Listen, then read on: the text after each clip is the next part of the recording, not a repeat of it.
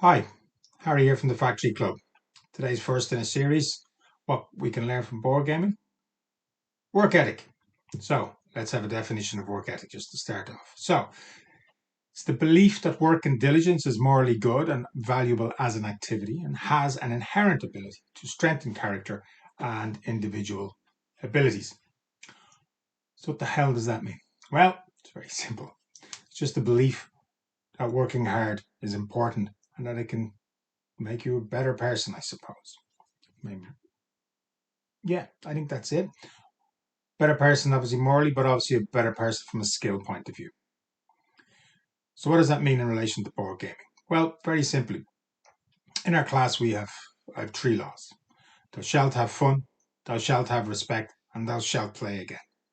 Well, the whole thing that thou shalt have fun is that you're responsible for your own fun. Well, that means listen, you have to put the work in so you know how to play a game.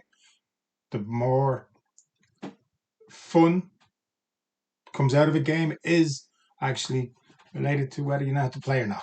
That's kind of pretty simple and straightforward. But you're also responsible for other people's fun. So you have a duty, I think, to try and learn the game as best as possible. So part of that is, especially if you're going to a meetup, is to put a little bit of effort in if you know what you're going to be playing. So put the work in so you know how to play, so you're not cold. And the reason why that's important is so if everyone else has put the work in, like anything else in life, if everyone else on the team has put the work in and you haven't, well, I don't think I have to explain that to anybody. So that's just basically what it is. Now, the third rule is thou shalt play again. That's just to think the idea that, look, I want to play with other people. Now, if everyone else is putting the work in and you're not, to learn a game, especially if it's um, not a simple game, it'll get to the point where people won't want to play those games with you. Um, so you need to put the work in if you want to play games, especially ones that are beyond, for example. So you would start off with a game like Six Nimmt. Six Nimmt has four rules. That's it. It's not. You still have to put a little bit of work in, a little bit of work in to learn it, and that's it. Cockroach Poker. Love this game. Again, it's only got a couple of rules in it, but if you don't put a little bit of work in to learn them, and then what happens if you're teaching it? Well, if you're teaching it, like for example, I am teaching this one here, Dune, on on Saturday. That's going to be a tough one for me. Putting the work in, I'll be putting in a lot more in between now and Saturday. I can tell you to make sure that I know the rules, so that hey, everyone else can have fun that we're playing it. And that's all it really is putting in the work, putting in the effort to learning games, and from that learning games, especially yourself, you learn self-discipline, you learn self-control because you got to put the time and effort in, especially when you go from the lighter games that go like that, and I've loads of light ones here, to the heavier games, which you'll probably see up here, the likes of Spirit Island, Side, and stuff like that, where it's a bit more complicated. And because you're playing with other people, again, if you haven't put the work in and everyone else has, listen, it's not going to look good. Now, if you take that from board gaming just into general life and in work, well, that's how that works. If you're working with people and you're not putting the work in, okay, it's not going to go well for you.